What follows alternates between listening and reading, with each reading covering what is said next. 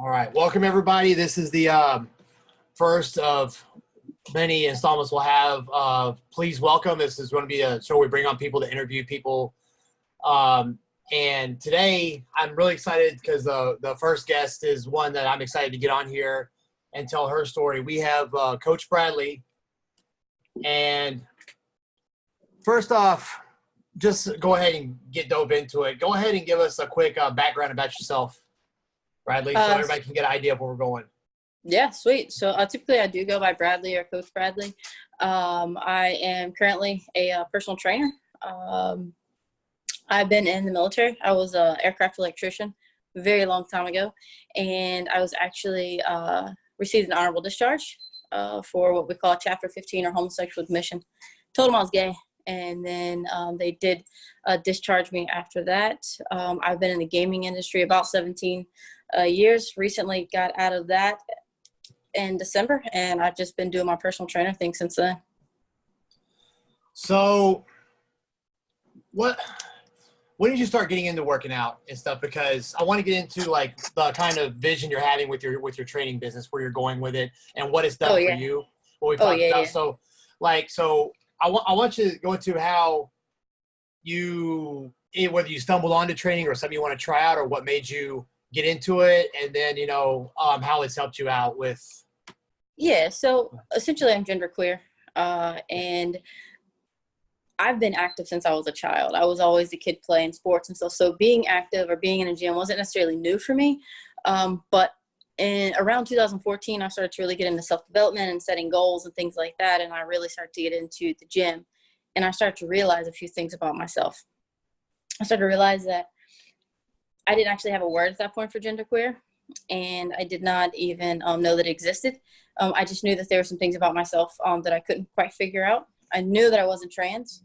I wasn't a transgender person in terms of I was born in the wrong body, or I was completely uncomfortable with my body.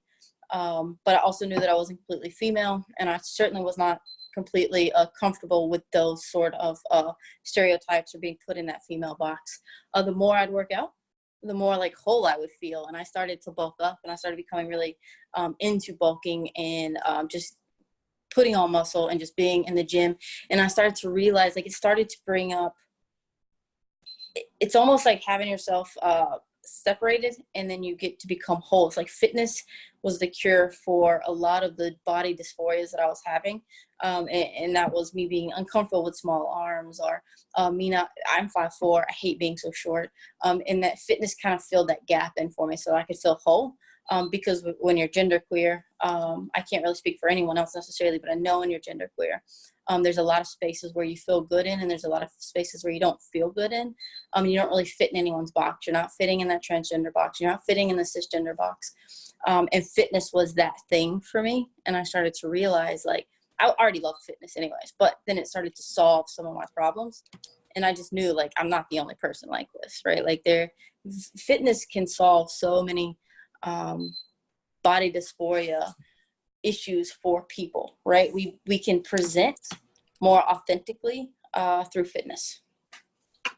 Now, for those who are not up to date with, you explain to what genderqueer is, because I know there's going to be people listening that have no idea, or they think the biggest concern is people that think it's one thing when it's not. So, of course. So, like, if you just do a quick Google search, the basic thing is that whenever genderqueer can mean a couple of different things depending on the person, right? So it can mean that you're neither male or female, or that you are both male and female, or that maybe there's a spectrum where sometimes you're a little more on the masculine side, or sometimes you fall more on the feminine side, and that may vary throughout your life. Personally, for me, genderqueer means that I feel that I am both male and female. I don't feel I'm outside of a gender. But I do feel that I am both. I have some very masculine traits and some very important areas where I do feel not just masculine in the terms of, oh, I'm just a tomboy, or not just masculine in terms of, oh, I'm just gay and I'm a dyke, right? Or I'm a very masculine butch type lesbian. My apologies. Oh, that's fine. It means that there are areas or parts of me that's very masculine, and there are parts of me that's very feminine. And the more that I found fitness, and the more that I've become who I am, the more that I've become whole, it's like I've also become even more comfortable with the feminine parts of me. Okay, so it's funny because when the issue say that this is helping you with, you say this when we were talking earlier about how you were training, you were feeling more comfortable in your body. It was resembling a boost of confidence. And the thing is, because it seems like you're using the fitness and the training to express your masculine side. So you're taking the masculine side more of a physical route to get back, almost like venting or kind of an outsource, so you don't feel like bottled up or anything like that. So, and that's funny. Go ahead. We can use the term gender expression for that, right? So it allows me to express my gender. My gender expression is masculine, and it allowed me to fully express that, right? So before it would just be that I was expressing it based on the shirt I'd pick out, or maybe the fact that I had like where I got my jeans, like which section of the store I got jeans, right? But this allows my physical body to reflect my masculine side. And as you started getting results and started changing, going down that route, like how did that help you mentally? Oh man, it's like looking at yourself in the mirror and then recognizing your full self. It's like, wait a minute, that's me. Like I can see myself in the mirror for who I really am. It's like seeing all of you when before you've just seen just parts of you, or I would cringe like when I would look in the mirror, right? It was never like what's on my chest or what's down my pants. That was never something I had an issue with. It was how small I was, or people refer to me, you're so little, or you can't move that, or things like that. And it was, I'd look at my legs and it'd be so small, or I wanted to physically express who I am. And whenever I would finally start to see changes, and you start to see where, you're wearing a size extra small shirt, but now I'm in a small, and now it doesn't fit my sleeves because, like I got like little bicep pump going on. Like those things start to feel different, and it impacts every area of your life. I also realize that you have the power to change how you are. That helps a lot of people right there, just realizing, hey, if I'm not happy with how I look or happy with some aspect of life, I have the power to change it. And absolutely. We do that physically, but where a lot of people I think need to make the connection is you can take that into like every aspect of life. I actually had this conversation with somebody the other night of how getting out of your comfort zone and doing certain things is how you progress in life and all that. So when you realize you start doing those things in the gym, it's almost the same as with everyday stuff. You have to work hard. You have to get uncomfortable. But at the same time, you start realizing, oh, I actually have the power to control to get any job I want, to be as successful as I want. It's the same shit. It's just applied in a different area. And for some reason, the gym makes it click in people's heads like that. And that also helps boost your confidence and stuff, is what you were talking about earlier. And what I'm finding is with your situation being genderqueer, but it's the same issue that almost every other person has in the gym, and that is a confidence thing. So my clients, not all of my clients are just part of the gay community or the queer community. Some of my clients are very heterosexual. They're very cisgender. And once you get to the gym, it's the same struggle. It's just, how does it affect your life when you leave the gym? All the amazing things it does for you when you leave the gym. But like you said, like it gives you confidence to look for that new job or whatever. I was in a job that I was miserable at. I was in an industry that I'd been in for 17 years. Making, 6 figures. It was a good job. It was a great career. But me getting further and further and further down this journey with fitness and figuring out who I am, seeing those changes, I left that career behind. But I would not have been able to do it without the lessons learned through the gym and through fitness. Yeah. It's funny how, a place where people think that other people are going to make fun and stuff of you for trying, and they're gonna pick fun at you, is actually the one place where all different types of people relate, because they have the same goal, that same struggle of trying to better themselves and try to boost their confidence. And it's funny because a lot of the gyms, the old school gyms that I've been in, there's no issues with discrimination at all, because everybody's there to do the same thing. And I think that's one of the reasons I like the gym I work at now, and the one I worked at before that was the same way, is because all that discrimination, all that bullshit goes out the window, because when we get in there, we're all in there to work. Yeah, I That's think that it's kind of the same rule. Like, you know, when I actually have an Instagram post that I just put up just a couple of days ago where I said, you can be intimidated going into the gym, but don't let that stop you. Because in my experience over the years, it's the fittest people that are typically the most helpful. And if anyone's judging you, it's probably because they just started. That judgment doesn't happen from the people who actually have like lived the journey. You know what I mean? Like the people who have achieved their goals or hit those plateaus or had to like work even harder just to get that body weight squat, whatever it is that they needed to get, they've learned not to judge, and that it's really not a place where you're going to be separated based on labels or based on anything. If anything, you're just going to get talked about because you're like texting in the squat rack, like, bro, move on. But other than that, like, it really is the most inclusive place. And usually the people that are saying shit are, you, like you said, people that just started, or they're people that are really insecure because they can't get there themselves. So they boost their ego up by putting other people down. Absolutely. And the people that are the fittest, a good percentage of us did not start there. So we've been in that person's shoes before. We know exactly what's eating at them. That's usually why we know exactly what to say to get them off their ass. So interestingly though, so I present very masculine. There's a lot of the times where people won't really know what my gender is or not be very sure of it. So there's occasion where I'll kind of get a couple of glances or whatnot, but it's always from that, like I say, it's always from the beginners. Or maybe if I walk into the weight area where like the biggest, most fittest guys are like fist bumping me, hey, you know, hey boss, how you doing? Things like that. And it's the smaller guys that really haven't been training very long that may give me the side glances. But again, it's always just that beginner. If there's any sort of pushback in a gym, if there's any sort of judgments or something like that, it's really not ever from the people that have lived the journey. Yeah, and the other people that are really fit are too busy posting stuff on Facebook of themselves to care about what any new person's doing, right? I usually say that to people too. Yeah. Like, look on Facebook and look at the people in this gym. They're all posting pictures of themselves, so they're worried about them. Don't worry about it. Absolutely. How now that you've stumbled on this and you're like, this is what I want to do. This is the path I'm taking. How far are you wanting to take the career as a trainer? Like, what's your main goal? What's your main vision? Like, I know you. I mean, you're like me. You go over a diverse clientele, but what is if you had like the main goal, like how far do you want to take it? So the thing is though, I want to create, when I first started doing this, I could not find any body that looked like me that was bulking, right? There were no females that were in the gauge community or anywhere that were bulking. And so my goal is to create a more accessible stream of information for people like me. So that's my main goal. Ultimately though, where I want to take my business is that, you know, Q2, we're going to release shirts for Bradleyfitness.nutrition. You know, Q3, we're going to release most likely an app at that point for my clients to communicate with me. So we're building the coaching business. But I also want to be able to get more coaches out there because there are not as many coaches like me and you as we might think there are. So ultimately, I want to create a lineup of coaches doing what we do to make us more acceptable. We got to have more safe spaces that you can come in and say, you know what, I'm a 5'4" female.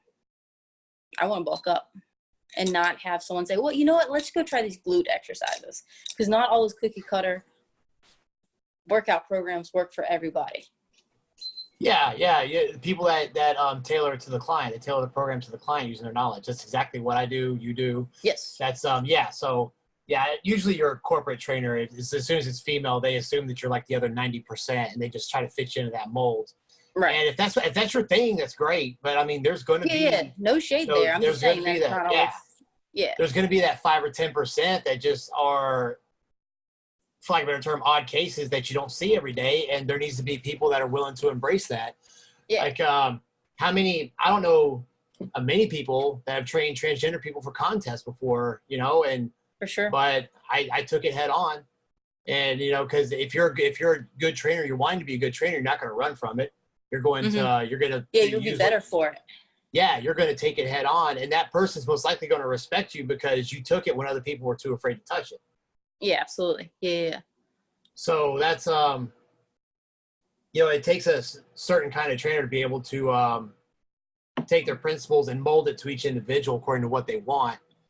but it takes a little longer to learn different types of stuff to do that. But in the end, it's better for the trainer and the client. It does. And I'd extend that and say that you would probably have, it's more impressive, I think, that you do it because you're doing it from a white male cisgender perspective. So you have a bit of a learning curve, whereas I am kind of coming into it and I'm saying, okay, what did I need 5 years ago or 7 years ago when I first started? Yeah. You know what I mean? Yeah, I don't have that. I have to listen to them. When it comes to somebody that can never get the weight off or they can never look how they wanted to, and it was a lot of mental issues with eating, and that I can relate with because I had those a lot, or not being able to stop drinking, things like that. But when it comes to people from that community, I've just kind of had to try to relate it to something I've been through as far as being shy or doing something not a lot of people want to do, and then just go off of it, listen to them a lot. And, like you said, well, like I told you last time we talked about doing research and stuff on all the research I did on transgender individuals, and even the point I was watching documentaries and stuff, just so I get an idea of what's someone's head. So I know how to, because you can't, it's more than just adjusting the program. You have to adjust your coaching for each person. Different people have different triggers. And if you don't know how the person thinks, you don't, like, I can't be a complete asshole to everybody, and there's certain ways I have to project that to people. Some people can handle me just being blunt. Some people can handle me being blunt, but saying it in a nice tone. I had one guy that was a Marine. He was in his 50s, and he did not understand the emphasis on stuff unless I was like acting like I was mad at him. And people, I would be like, dude, what the fuck? That's not you're supposed to do that shit. And people would be like, dude, you need to calm down. The guy's like, no, that's the only way I'll listen. Like that. Yeah, he was an ex-Marine. And he told one of the guys, like, if you don't talk to me like that, I don't think that it's important, so I just don't listen. And one after the other, He's like, yeah, you gotta yell at me. The same way, like some people, and I learned that through my career of managing and coaching teams and stuff. You cannot speak to the same person, to two people the same way. No, you just can't. And you can't coach two people the same way. And I think that coaching the type of individuals that's my niche, for the most part, I understand exactly what they're saying. Now, I'm 37, so sometimes with the labels and things like that, there's maybe a little bit of a generational divide. But I'm learning that portion of it. But you certainly cannot speak to everyone the same. You can't train them the same. And to your point earlier about it isn't something you can necessarily identify with, I have a lot of trouble gaining weight. And so sometimes I have clients that are looking to lose weight and looking to lose a substantial amount. And the only thing I can go off of is, I've got 2-3 other clients that have lost 80 to 100 pounds working with me. So I can go off of that experience with them, but can I personally sympathize with them? I cannot, because, I eat a ton of calories a day and I'm still trying to gain weight. In the same way that someone that struggled to lose weight wouldn't be able to understand the struggle of trying to gain weight. So I think that kind of applies universally. So while we do have these exceptions for, say, the LGBT community that I'm trying to work with, or exceptions in other area, universally, we're all struggling. We're all going to the gym. We're all trying to better ourselves and push forward. Yeah, true. And when you're talking about specific instances, like let's say you have a guy that's like real feminine, and they don't want to get all big and bulky, but they want to get toned, maybe a little smaller. And I've had guys come in and say, hey, I want my glutes bigger, because it's the gay guy, and that's what they want. And that's and it's like, well, how do I do this? Well, how do you do it when a fucking girl comes in? It's the same shit. Yeah, his diet's gonna be a little different and stuff, and you train the muscles to change and stuff. Just like, that's why it's trying to find like common ground, trying to lift the veil, because just because it's a girl doesn't mean she's automatically gonna want to be toned and stuff. She might want to be fucking huge, and there's some women that want to be like that, and that's fine. There's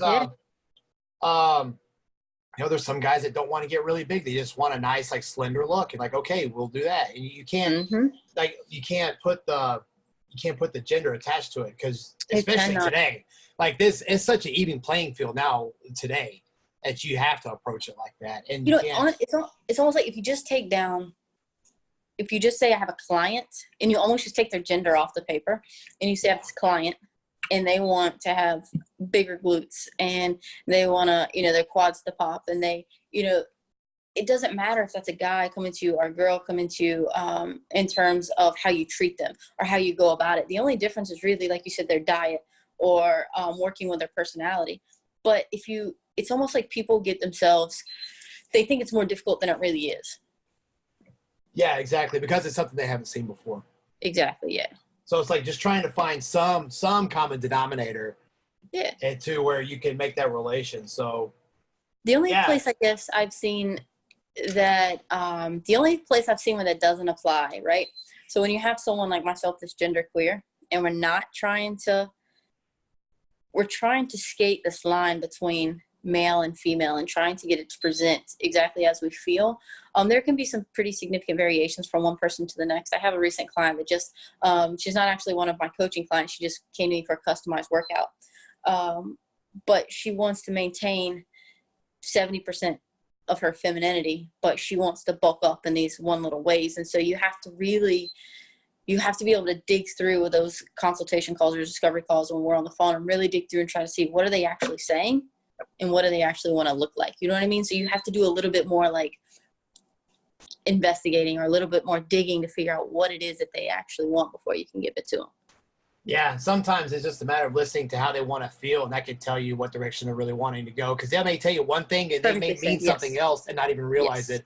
Or sometimes it's like find a picture, find something close to what you think you want to look like, and then. Well, you said that. That's what I had to tell her to do. I was just like, you got to send me like 4 pictures, and then we're gonna figure this out for you. What 70%? I mean, you could put your voice in there for one thing you can't control. You know.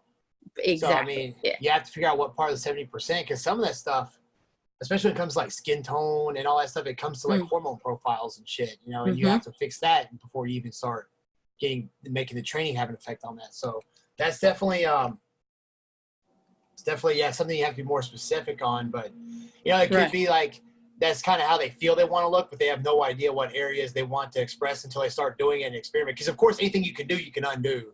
So it's not like it's forever. You can make adjustments, right? Yeah. Yeah. I mean, it may come down to a macro adjustment, or, you know, you're going to change up your routine a bit, but you can make those adjustments. You know, I just realized something. Isn't it kind of interesting how even if somebody wants to look something that's not considered normal, as they get close to how they want to look, they get more confident? Yes, it's the most liberating thing I've ever experienced, and it's one of those little addictive parts of this job is when I see someone really starting to come into themselves, and then you see them more confident. They're in the session and they're more confident, and you're just like, look at you go. Like, it's such a beautiful thing to watch. It's such a great thing to see. Yeah. People that couldn't even, even when you're training somebody that has never been in a gym or has never gone off of cable machines, or, you know, like the typical person that just thinks walking all day will burn the fat and they don't want to touch the weights, and you get them in there, next thing you know, they're like all about wanting to powerlift and shit because they get that addiction to like, you know, I still look like a woman, but I can push some fucking weight. I want to go compete. Right.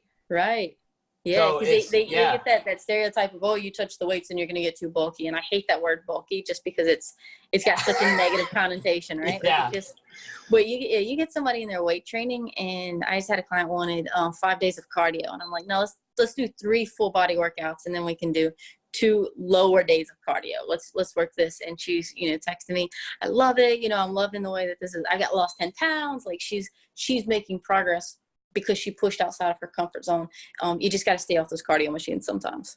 Yeah. Even, I mean, the muscle and stuff comes from the diet. If you don't eat the stuff to build it, the woman can lift weights all day. She's not going to get bigger unless she wants to. You're not going to accidentally look like Miss Olympia in a month. It's just those women have to push beyond what they're capable of biologically and stuff to look like that. To think that somebody who's never been in the gym is going to look like that by accident, it's just like a fucking long shot.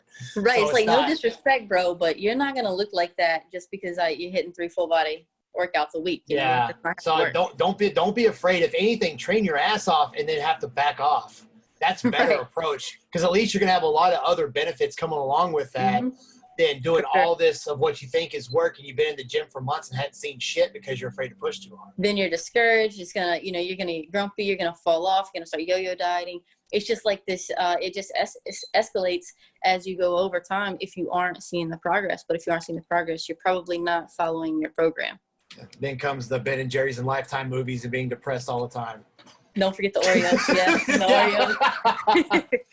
Yes. I mean, I've been there myself where I didn't know what the fuck I was doing, and I would quit and just binge eat or go drinking and stuff. And, you know, it's, I think one point I kept yo-yoing so much back. I was like, I just have to face it. I cannot go fuck around on the weekends if I'm really going to try. Because I keep telling people I want to compete and stuff and be a trainer.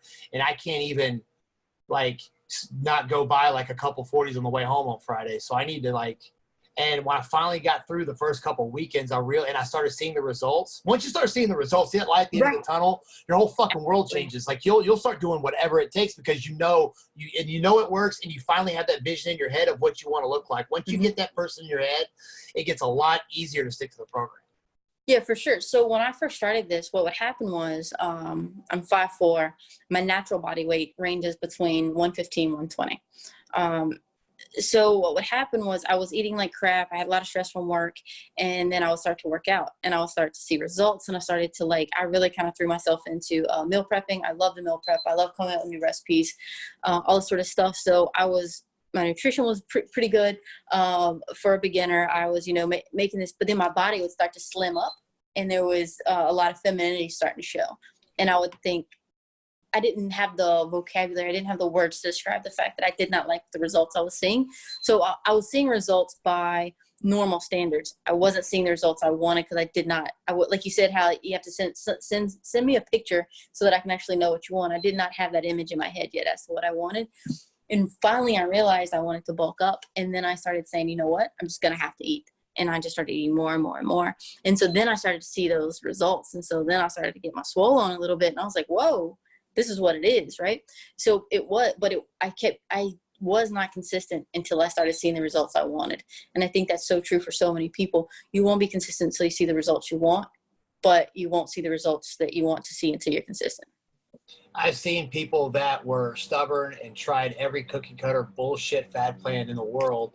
And when they come to me and I finally convince them to stick to it, and that morning they get up and they have to go put a belt on.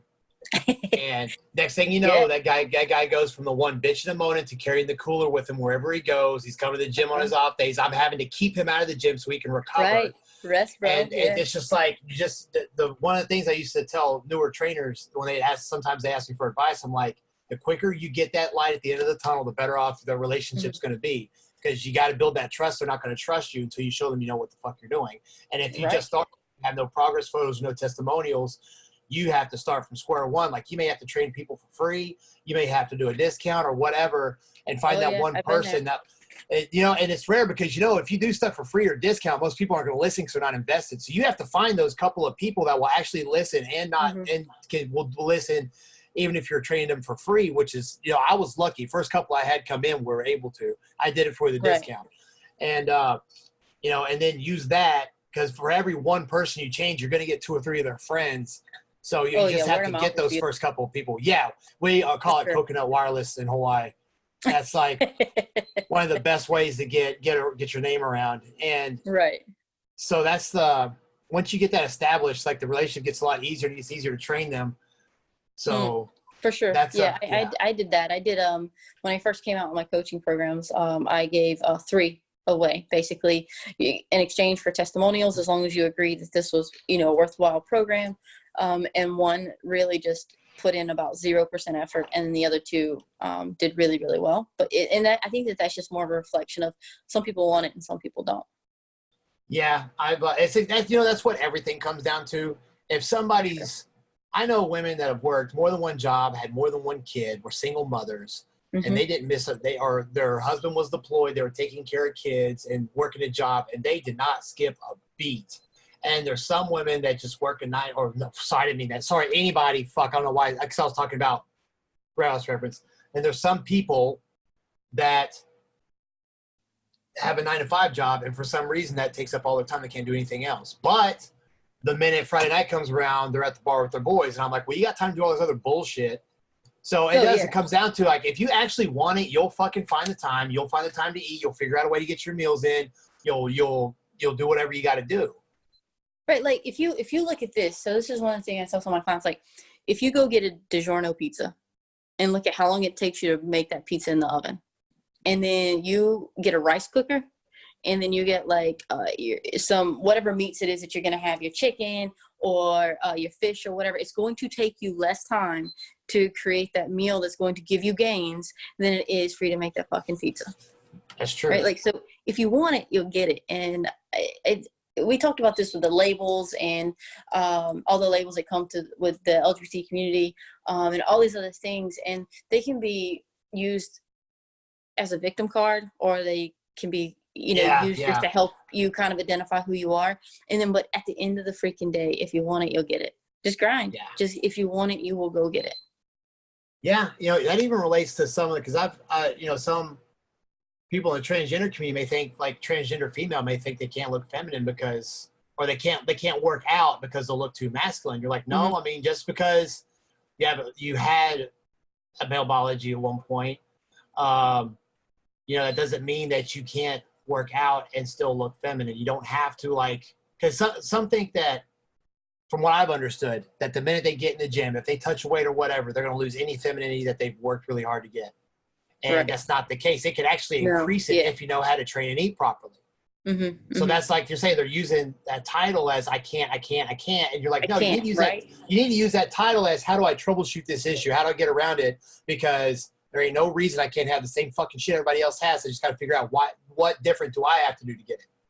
Right. Like, for me, the gender queer wasn't something to say, oh no, like, I don't fit into these other boxes. Like, this was like, it was empowering, right? So you got to use those labels to empower you. You can never allow them to limit you. And so it was just basically, it gave me a word, or it gave me the vocabulary to say, this is what I am, and this is why I have those feelings, instead of me trying to figure out why I have those feelings or what it is. It was like, okay, well, you're both.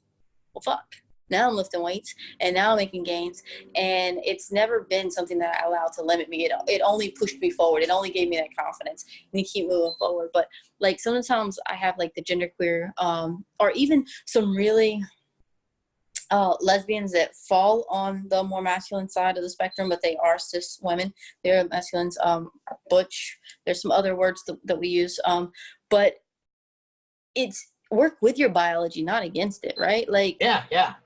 Work with it. You can bulk up. Like, females can bulk up. Like, you're not going to just pick up some weights and then you're going to be bulky. But at the same time, if you put effort into it, if you eat, if you do what you need to do, you can bulk up. You can do either way. You can get slim and you can get J-Lo if you want, or you can bulk up and you can get huge and you can be who the fuck you are. You just got to put the work in. Yeah, and if you, like, for instance, if you're a cis female, and some cis females actually can put on muscle pretty well, and it's too much, just don't eat as much protein as the other fucking cis females. It's that simple. Now you just worked with your biology. You just compensated, because there is a template and formula that you can start people out on, but once they get on that baseline program, you have to look at the symptoms their body's producing and make changes accordingly. And then the next thing you know, and after if you had two people with the same composition, put them on the same diet, within a couple of months, they could be completely different diet plans and both work for the person that they've got them on. Absolutely. Yeah. There's no one size fits all there. And so you just work with what you have, because even if you're starting at one spot, you just keep saying, okay, this works, this doesn't work. And you just keep building on it, and you can get wherever the hell you want to get. And it's actually, if you have something that you think is holding you back and you still manage to get that done, like, for instance, when I trained the transgender individual for a contest, they pretty much had everything going against them as far as shape and hormones and stuff. But at the same time, when that person got on stage and her stage presence and how feminine she looked, it was like, wow, that's more impressive, amazing. Because the stuff she didn't have that these other females had, she got. And the structural flaws that she had, we actually had fixed. And the way she carried herself on stage, she looked more feminine. She looked just as feminine as any other woman up there. Right. And it's not to take away from someone's struggle, but it's to say that it's almost like your victory is almost that much more beautiful when you fucking fight through everything. Exactly. Instead of saying, I can't because of this, be like, I can't in spite of it, right? Be like, it's going to look even better when I do it because of this. Right. Watch me. Yeah. Yeah. And so those are two types of people. You have people that say, no matter, it doesn't even have to be like a title. It could be something as I'm broke or something. The people that say I can't. And then you have people that says, okay, I just got to find a way. Yeah. So like you said, all it comes down to is how bad do you want to do it. Yeah. Yeah. I walked away from my career, and it's just, this is what I want to do. So now it's just like, I'm going to make this work one way or another. Like, this is going to work. Yeah. This is the way that my life is going. And you don't allow any other option in, and then that's what you want. That's what you go get. Yep. And you focus everything you've got into there. Eventually it has to take off. And I think that's universal, right? Like you had Yes. mentioned like the differences, like sometimes we have all these labels, and I'm a person who thinks labels are important. But I don't think it's necessarily separates us from the fundamental or from a fundamental human experience. We have to work for what the fuck we want, and you don't let anybody stop you, and you go out there and you get it. And I think that that's what you find in the gym all the time. Yeah. Yeah, it is. It's funny. It's like I said earlier, the one place where people think discrimination is like the last place you would see it. If it's an Oh, for actual sure. old school gym with people that want to work their asses off, that's all they care about. Yeah. And that's very that's one thing I really like about my line of work is because I've had Yeah. every type of person in the world come in there and I've trained them, and it's just no issues whatsoever. So like I live in South Mississippi, and the way I look, sometimes you can tell I'm a boy, sometimes you tell I'm a girl, like back and forth.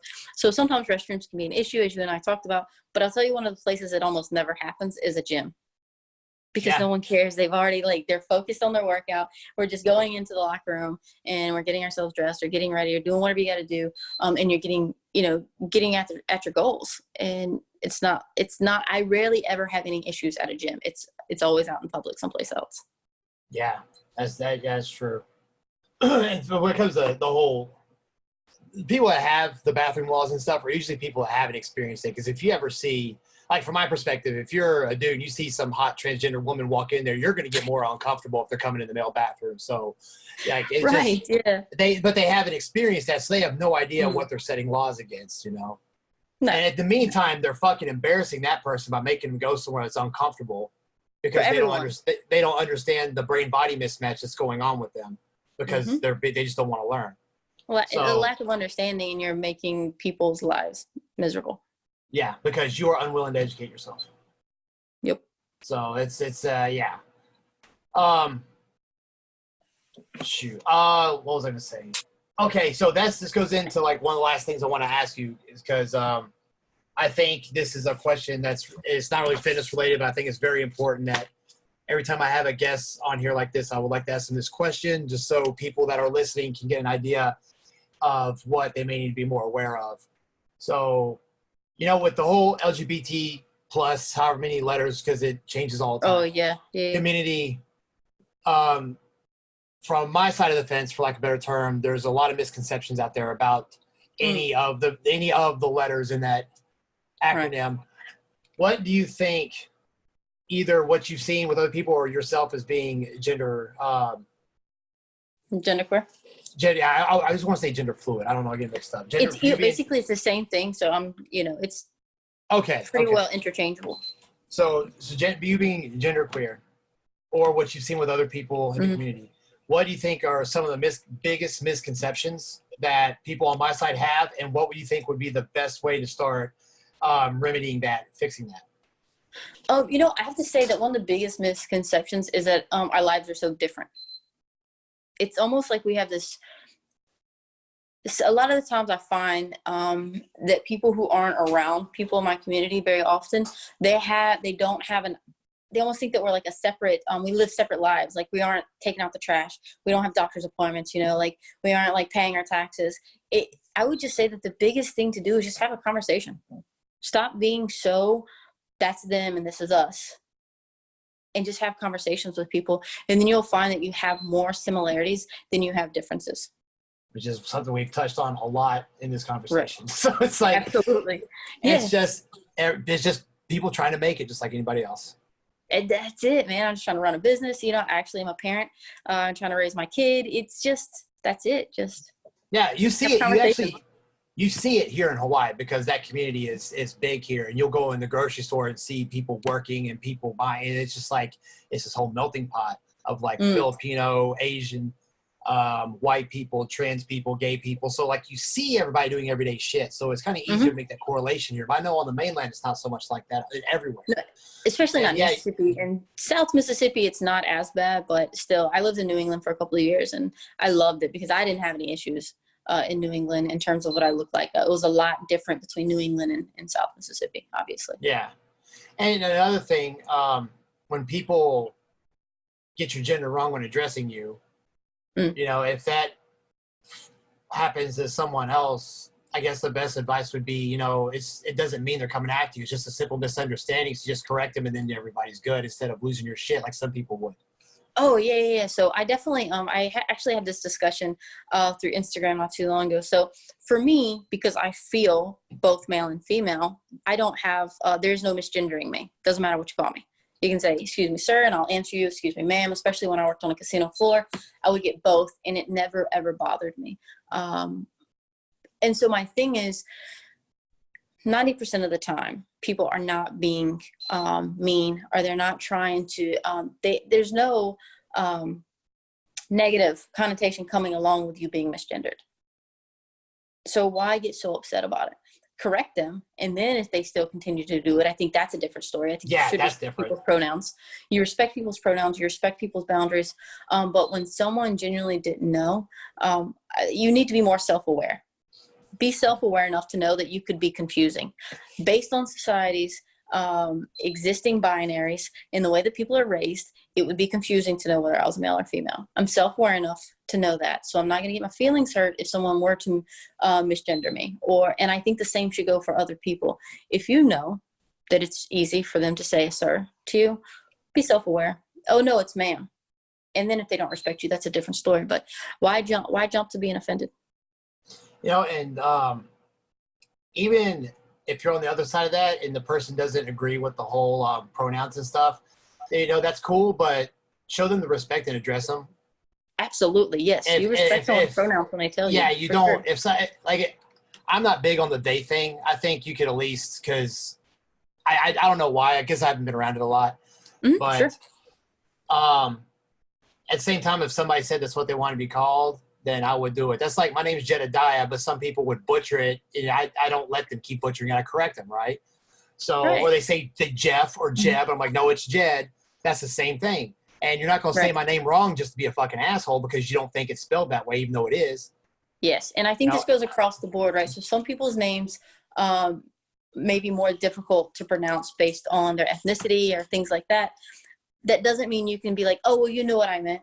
Or, oh, I can't say that, so I'm just going to call you this. You don't get to do those things. You can't just disrespect someone's pronouns. You can't just disrespect a name that their mother or their parents or whomever gave them. You call them by their name and you be respectful. But I also think that the first time someone mispronounces your name, you don't immediately jump to being offended. Yeah, the first time you get misgendered, or the first time someone's not using their correct pronouns, I think that that's the problem, is that if we were to, as a whole human group here, if I'm not going to get offended the first time and you're not going to do it on purpose, we get to make a connection there. And then a lot of the resentments could be resolved.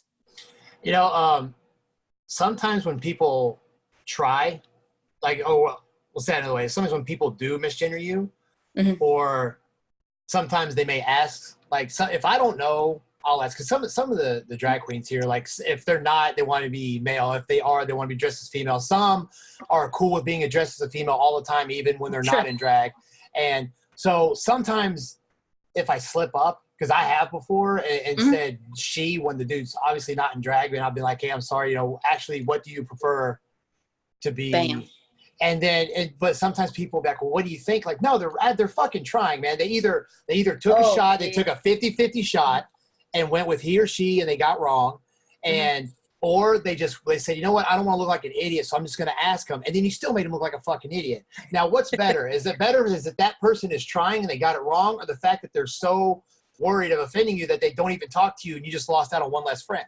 All right, so my opinion in life is that your character and the way you act is not a reflection on my character, right? So I'm going to make the best choice I can to do the right thing. And to me, the right thing is to ask what your pronouns are. If I think that there is a possibility that your pronouns are not going to be based on stereotype, what stereotypically we use, if it's not based on the normal gender binary, right, male, female, if I can't obviously see what that is, then I'm going to ask you, right? So somebody pops in my DMs on Instagram, they're looking for some sort of workout program. I ask, hey, just to make sure that we're on the same page here, do you have preferred pronouns?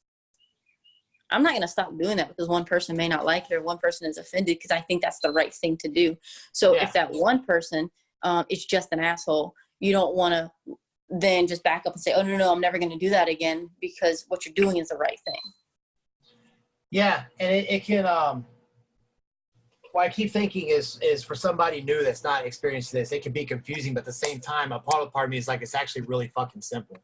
Especially when it comes to the trans thing. I'm hoping I can get a transgender guest on here that works out so we can hear from the source. But, absolutely. So, and I don't speak for all gender queer people, you know, like I speak for my experience and then the people that I've come in contact with, obviously. So, crap, I cannot remember what I was going to say. I had something really good I was going to say.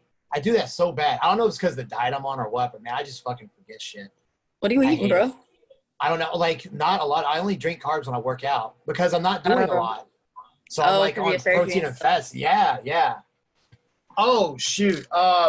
So it's not always so complicated. Sometimes it's really simple that you don't see it. Like for the transit thing, when guys will ask me, you know, I don't know how to address them or what to do. I was like, they're a woman. Treat them like a fucking woman. It's that simple.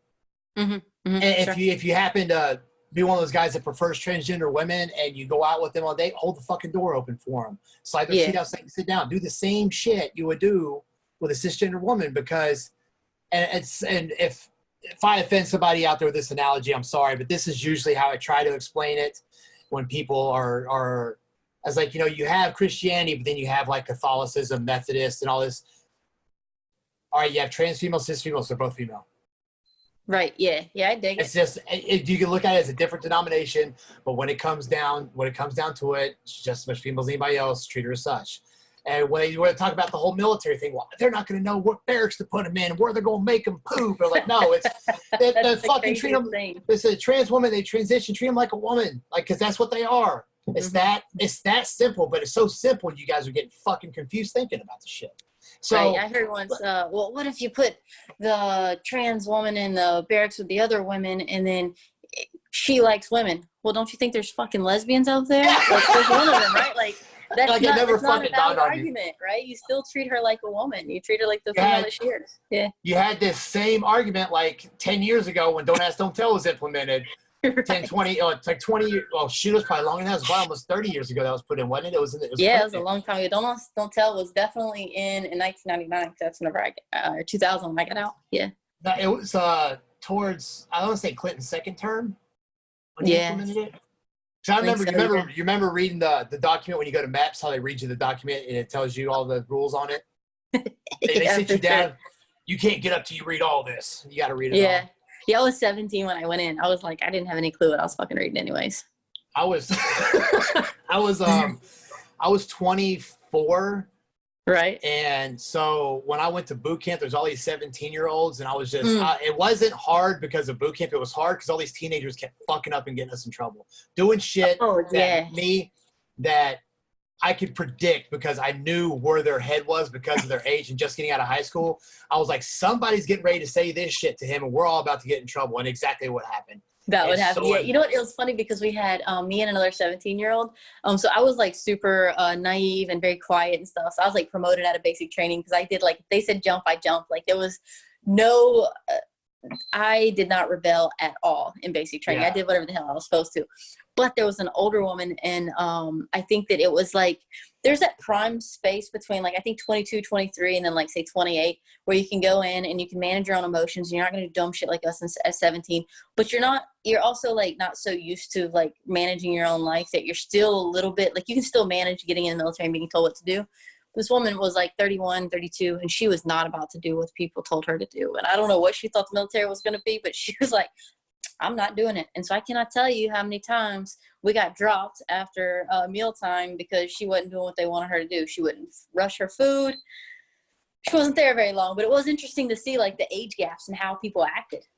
You know, when one of the best advice I heard going in was do not say shit, just do whatever, right?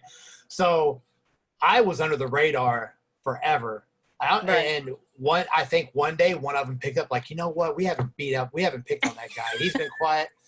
And for like, they would get me for the dumbest shit. One time they came in, and you can see right here, it's only been a couple of days and I'm already growing facial hair again. They would rub my ID card on my face, and if they could hear anything, it would make me shave. So then it got to where I had to shave morning and every time after we got back from eating. So I was shaving 3 or 4 times a day, ripping my face apart because I only had one razor left. And they told us we'd be able to buy more razors. Then we never bought more razors. So now I'm like ironing shirts. I'm ironing shirts at night for razors like I'm in fucking prison. And just every time in my face, I thought I was going to have permanent skin damage. But you know what? I didn't go whine and file a grievance and stuff. I just said, you know what? Bro, you take it. I knew that there was something was going to happen. I knew I was going to get my ass handed to me. I knew all this was going to happen. I signed up for it, so I got to suck it up and shut up and get through this. Yeah, I mean, you're not going in for a vacation. You're going in for a reason. No. And you know what? The one thing I told myself was, it's going to be over. This isn't forever. In 8 weeks, I'm out of here and it's done. So it's not going to kill me to suck it up and get through this. And you can do that with even like workout routines. You know, if you get through phases of your training, sometimes it's going to suck. Suck it up. Get through it, right? Yeah. You know what makes a diet take forever? When you don't fucking listen to it. When I tell people like, well, how often can I have a beer? How often? Listen, you want this diet to be over? Then get to the finish line. That means you can't fuck around. Get on it. Stick strict to the plan. Communicate with me. And the sooner you reach your goals, the sooner you can be laid back and have a little bit of what you want here and there, because it's easier to maintain than it is to make progress. When you're making progress, the way to shorten the amount of time on that diet is to stay on it and get it done. Yeah, the composition changes to your body are the hardest because you're working against what's already there. When you're maintaining, it's much easier. And McDonald's is not going out of business anytime soon. It'll be there when your diet's over, so don't worry. Yeah, for sure. I say that all the time. Like, people think that because I'm on a diet for 2 months that cookies are going to be out of style and they're never going to fucking eat them again. Like, that's ridiculous. Like, are you dumb? Yeah, like your burger's still going to be there when you're done. Yeah. Yeah, it's been out longer than freaking anything. So, yeah, that's how the mindset I had going in there was like, okay, 8 weeks, I'm out of here. And you know how it is. You start living by the week, then you live by the day, then you live by the meal. You're like, okay, it's almost lunch. Yeah, because I don't know if you guys did this, but we did like a 6 and a wake up, or like 5 and a wake up until like your graduation day, right? Yeah. Yeah, that was at the time I wasn't a big fan of it, but now looking back, I had a lot of fun in boot camp. You know, because same thing in the military in general. Like, I had a lot of fun, even though it was rough and there was parts that I hated, but I'm glad I did it. But for sure. Definitely, like, people like us that have served priorly, like, we learn a lot of these life lessons going through there because you have no fucking choice. You either wash out, and if you wash out under bad conditions, then you're never going to get back up because that's going to haunt you for the rest of your life. So your best bet is just to swallow your pride and fucking listen. And when you get out in the civilian world, you realize how much more disciplined and stuff you are and how much more shit you can do. Yeah, I mean, me getting out of the military, and especially because I went in so young, I had life lessons and the ability and that discipline that got me way farther in my career than other people did. Just because I knew when it was time to shut up and listen, and when it was time to pick a leadership position, and when it was time to just put your head down and work hard. And a lot of that stuff is a gut check, case-by-case basis. There's no rule book. Like, if you go by the rule book with every situation, you will fuck up a couple of those situations. For sure. The life lessons you learn are what gives you that instinct to be able to say, well, this person, we're doing this with that person. I was the same thing, but this person's not an asshole, not a shitbag. So we're going to do this instead. And people can get mad, but you know what? If you didn't have such a shitty track record, we'd handle it just like we would the other guys. So that's what you get for having just a lifelong track record of just being a shitbag. So you have to learn how to handle cases differently. And, I think, just going through like military and growing up early. Some people have to grow up early because like they have a kid early or they're out on the street or whatever. Like, those people learn those life lessons a lot sooner. Than others.